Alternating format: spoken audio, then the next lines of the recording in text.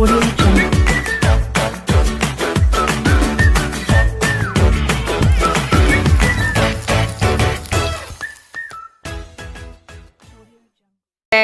അസ്സലാമു അലൈക്കും. ഇതെന്താണെന്ന് അറിയില്ലേ? ഇതാണ് നമ്മുടെ ചക്കക്കുരു. ഇതിനെ കൊണ്ട് ഒരു റെസിപ്പി ചെയ്യാം. എത്ര പോഷക ഗുണമുള്ള സാധനമാണെന്ന് നിങ്ങൾക്ക് എല്ലാവർക്കും അറിയില്ലേ? ഇത് വെറുതെ കളയരുത് കേട്ടോ.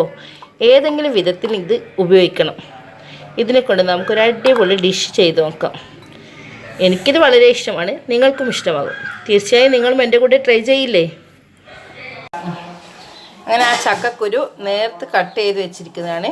ഇനി ഇത് ഒരു മൺചട്ടിയിലേക്ക് മാറ്റാം. അതിലേക്ക് ഉപ്പും മഞ്ഞളും ചേർത്ത് കൊടുക്കാം. 1/4 ടീസ്പൂണോളം മഞ്ഞൾപ്പൊടി. ഇനി ഇതിലേക്ക് ഒരു ടീസ്പൂണോളം ഉപ്പ് ചേർത്ത് കൊടുക്കാം.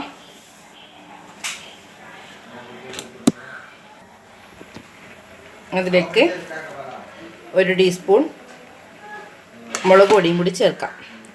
ആവശ്യത്തിനുള്ള വെള്ളവും ചേർത്ത് ഇതൊന്ന് വേവിച്ചെടുക്കാം.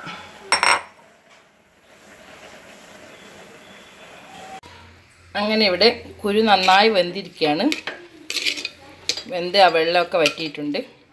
ഇനി ഇതൊരു ചീനച്ചട്ടിയിലേക്ക് അല്പം നെയ്യ് ചേർത്ത് ഫ്രൈ ചെയ്തെടുക്കാം. ഇവിടെ ഒരു ചീനച്ചട്ടി വെച്ചിട്ടുണ്ട്. ഇത് ചൂടായി കഴിഞ്ഞു. ഇതിലേക്ക് ഇപ്പം വെളിച്ചെണ്ണ ഒഴിച്ചു കൊടുക്കാം. ഒരുപാട് വെളിച്ചെണ്ണയൊന്നും വേണ്ട, 2 ടേബിൾ സ്പൂണോടെ വെളിച്ചെണ്ണ. ചൂടായി കഴിഞ്ഞാൽ ഈ കുരു ഇതിലേക്ക് ഇട്ട് കൊടുക്കാം.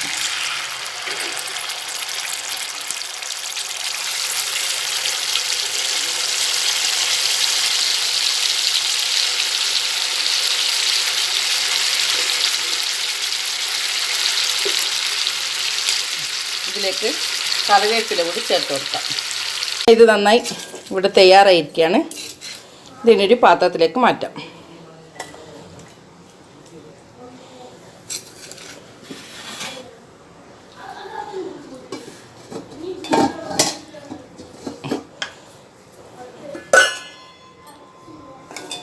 അങ്ങനെ ഇവിടെ കുരുവിനെ കൊണ്ടൊരു മെഴുക്ക് പുരട്ടി തയ്യാറായിരിക്കുകയാണ്. ചോറിൻ്റെ കൂടെ കഴിക്കാൻ നല്ലൊരു കോമ്പിനേഷനാണ്. തീർച്ചയായും എല്ലാവരും ഇത് ട്രൈ ചെയ്ത് നോക്കണം. ചക്കക്കുരു അങ്ങനെയെങ്കിലും പ്രയോജനപ്പെടുത്തണം.